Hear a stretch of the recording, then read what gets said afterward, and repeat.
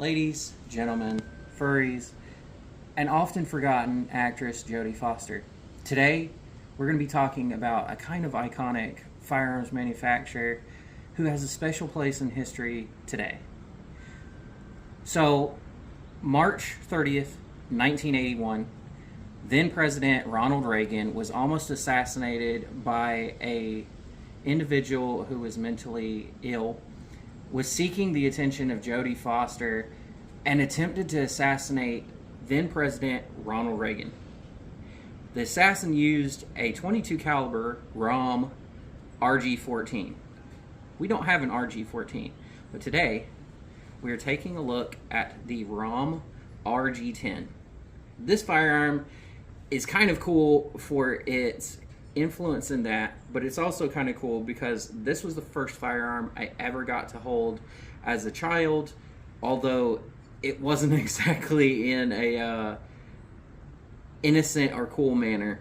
But today we're going to be looking at the practical accuracy of these. We're going to be taking a look at how these were often carried, what they were kind of marketed to, and who they were marketed to.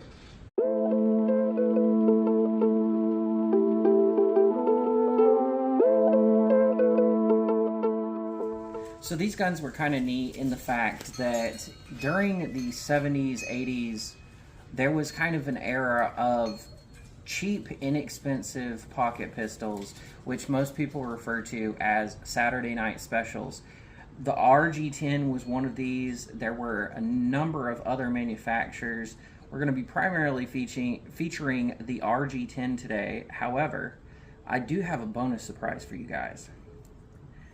Down here, I have a unique little pistol made by EIG, and we don't even know what the specific model of it is, but it has a unique feature in the fact that it is a 4-barreled Derringer with a rotating internal firing pin.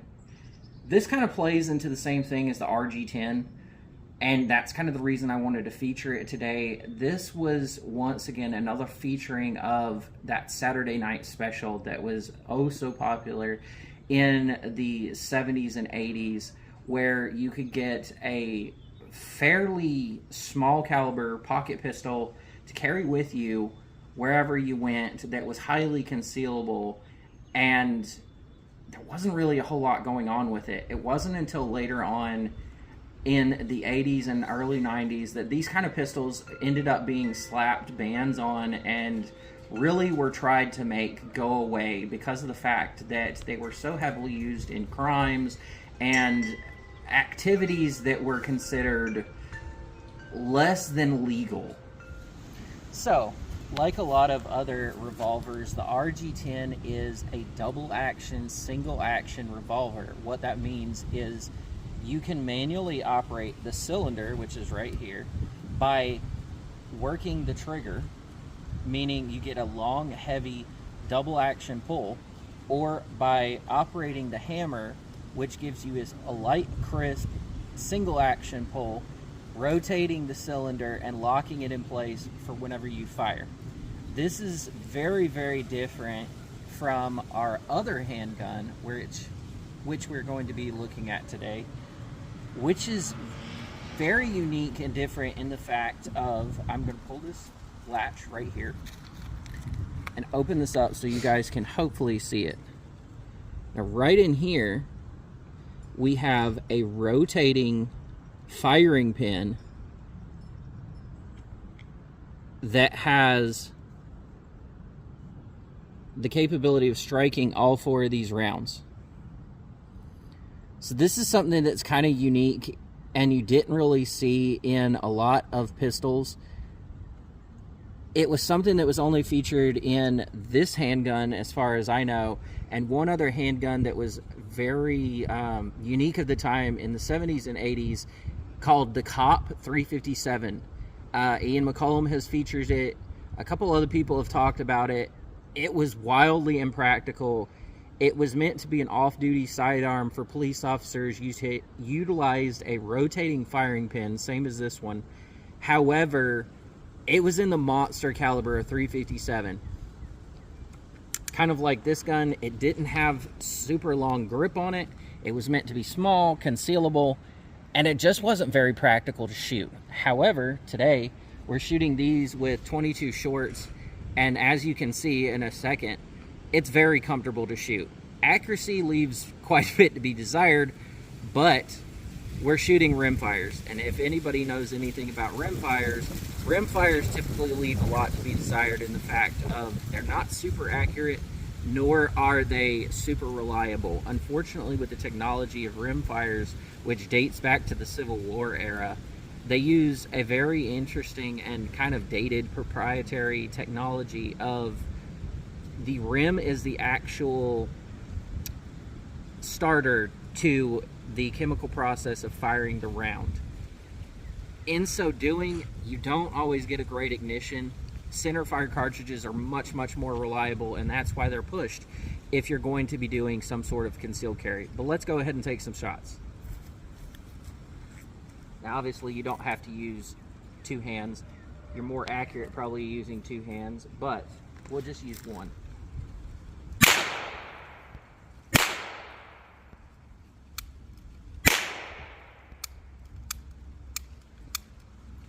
Alright, so as you kind of saw there, we ended up firing all 4 rounds.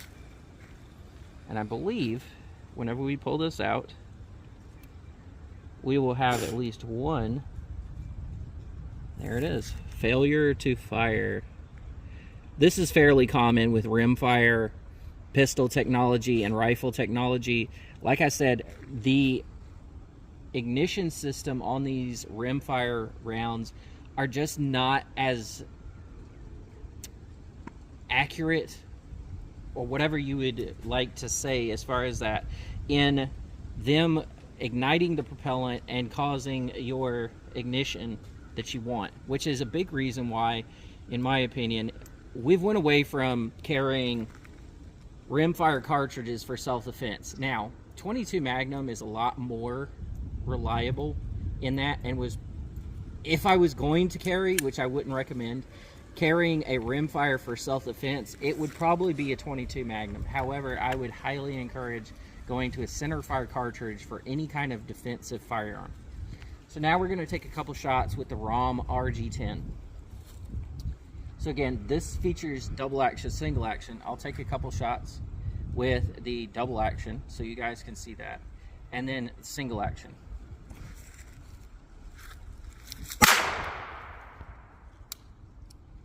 Failure to fire.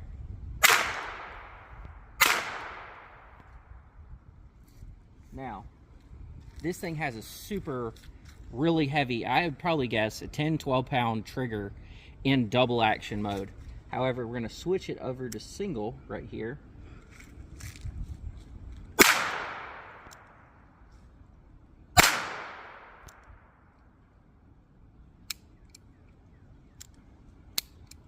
And as you can see, that was a lot easier to pull as far as your trigger pull. If I had to guess, I'd probably guess that you're getting around a 5 or 6 pound trigger pull, something similar to a Glock, even in single action, excuse me.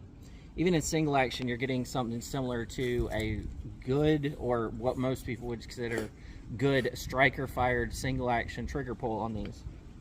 You'll also see that whenever I'm shooting these, we're going to clip a lot of it out because of the fact the ROM RG-10 is designed to use the old single action Army style loading and unloading. So this gun is clear. All the rounds have been fired or have been duds. So I'm going to point this in a safe direction, get out of the way, and you guys can kind of see, here's the loading gate. And you use this hole right here to punch out your spent cartridges. So we're going to go and do that. We're going to reload again, and we're going to take a couple more shots with this. So guys, we haven't been shooting at a terribly large range today, and the reason for that was a lot of the times these guns were used as what you might call gut guns or belly guns. They have a number of names, but the Saturday night specials were not really made for accuracy, nor were they made for durability. They were made inexpensively during a time where a lot of people couldn't really afford a decently priced firearm. So there was this niche for a very short period of time where you could go and for under $100, even worsely made than the Charter Arms or even Heritage Arms firearms, which are coming out of South America and usually sell for around $100. These were probably worse than that. The RG-10 was made in Germany, which speaks a little bit, but they were still made of very, very cheap, porous pot metal guns. They weren't designed to hold up over time, which is kind of why they're so rare today. That and the fact that not a lot of people took care of them. They're kind of neat to see. You see a couple of them coming in Cabela's and Bass Pro Shops, but you don't really see them a whole lot today. We're going to go down in a very short second here and take a look at the target. It kind of speaks to what I'm saying as far as the accuracy level, so let's go ahead and do that. So like I said, I think we were shooting at somewhere between 10 and 12 yards, and you can kind of get a good look at the target here where we put some rounds on it. However, even at relatively close range, you're not getting really good groups. You are kind of all over the place, and these are small, light guns. I mean, they maybe weigh less than, I wouldn't say they weigh more than 10 or 12 ounces. They're small, very light pot metal guns, but they're just not accurate. They're not accurate. They weren't really made very well. A lot of the times, this is kind of what you can expect from these. I'm going to try and take a couple shots here in a second. We're going to back up to 10 or 12 yards, and I'm going to attempt to even hit this spinner with them. Probably won't, but we're going to take a couple shots and attempt to hit the spinner with them and see if we even can. So we're back at the 10 or 12 yard line. I'm going to take a couple shots. I'm probably going to try about 4 shots and even attempt to hit the spinner. Like I said, these aren't super accurate guns. If you guys want to come here. So you've got a notched rear sight and a blade front sight. While that's not the worst sight picture in the world, it definitely doesn't lend itself to a whole lot of accuracy like some of the more modern 3-dot tritiums or otherwise sights, especially not anything as accurate as a red dot to somebody who's trained and used one. But we're going to do what we can with what we got. So let's take a couple shots and even see if this is even possible.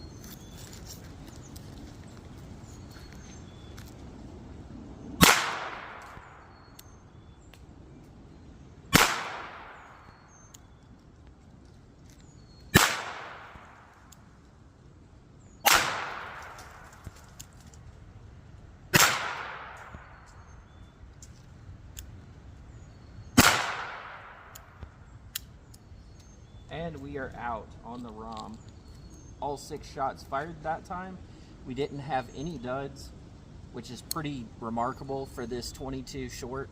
As I said, 22 and 22 short are any of the long rifle really rimfire cartridges. It's really remarkable whenever you get through a full magazine sometimes or a cylinder of it and it fires properly.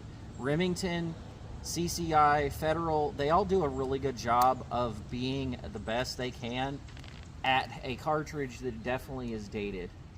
It has its place, it has its purpose, but that's not for self-defense. Cannot say it enough, I would not recommend one of these regardless of it being 22 long rifle or 22 short for any kind of self-defense. If you want to go out and play with it or just try and test its accuracy, that's fine. These are really novelty firearms to shoot at ranges and to appreciate or enjoy, or, I mean, as a collector's piece, coffee table gun, conversational novelty. Not really anything that I would ever recommend or consider for any kind of self-defense, which is what they were used for in the 70s and 80s, and it blows my mind. So we're going to take a couple more shots with the EIG, and we'll close it out.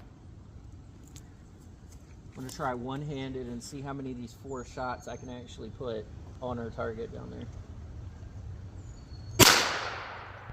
So with this being a double action only gun, you have a remarkably stiff trigger because it not only has to rotate that firing pin, but it's also got that firing pin acting as the hammer. There's our 4 shots. Let's check and see if all 4 are indeed fired. And it appears they did. So guys, as I kind of stated throughout this, these are neat novelty firearms. The 70s and 80s were a really, really cool time for novelty, unique firearms, kind of like this EIG, kind of like your ROMs.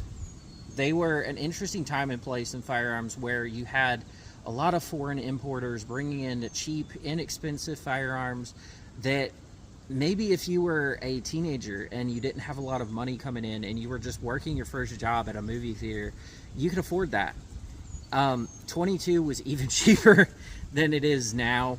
I think back then you could get 22 for pennies on the dollar. It would have been a cool, fun gun that you could talk your parents into and go out shooting with your buddies and shoot soup cans and beer cans and beer bottles, soda bottles off of a fence, if you could do that safely in the area that you lived in. It was a fun novelty pastime. Shooting in the United States has always been our pastime, and hopefully it always will be. This is something that I've always tried to speak to people about, in the fact that accuracy in shooting is a major, major pastime and fun sporting activity that we do here in the United States. Unfortunately, around the world, not a lot of people get that. I'm fortunate enough to have done that since I was about 7 or 8 years old. I encourage people to get out to your local gun range, whether it's indoor, outdoor. Try out firearm. Find something that you like and just enjoy it. You don't have to pick the biggest, scariest, most recoiling thing. You can come out and enjoy shooting a little pistol like this and kind of have fun with it. Just see what you can do with it. Is it going to be the most accurate? Is it going to be the most reliable? No, it doesn't have to be. It can be a fun pastime activity. And that's kind of what I encourage y'all to do. Closing this out, I hope this was a video y'all enjoyed. I hope you enjoyed the history and the ties with the ROM to the historical events of Ronald Reagan. Yes, this is an RG-10 and not a 14, but I hope you guys can still appreciate the fact that it's the little brother of that. If you guys want to do anything, likes, sharing, subscribing to my Rumble where this is going to go up would be great. If you can do anything more, I would highly encourage you to donate. Rumble allows creators like myself to be donated directly from their audience money to help finance them. Right now, my biggest financial overcoming in these videos is ammo. Ammo's expensive. Talk is cheap, ammo's expensive, as Grantham says. It's a very, very accurate saying. The more ammo I can get, the more I would love to go and put rounds on some of these guns and try out stuff that I would love to do and let y'all watch. I all the time see firearms, gun tubers, whether they're on Rumble or YouTube, see stuff like ballistics gel tests, the Dummy Labs torsos. I would love to do that with y'all. I'd love to get some of these guns up to higher round counts. Hopefully that's something I could do with you guys as my viewers and help support and finance, but we'll have to see. I'd love to look at newer firearms, some of the retro line that's coming out of PSA. I'd love to do some more of that. I can't do that without help from you guys. If you can't contribute monetarily, liking and sharing is free. Please, please, please like and share. It's costs nothing to do that. You can do it through Rumble. You can do it through X. Please like and share the video as much as possible. That helps me. That helps me grow and helps the community grow, hopefully. Guys, hope you guys have a great day. Hope you enjoy this video, and I'll hopefully see you in the next one.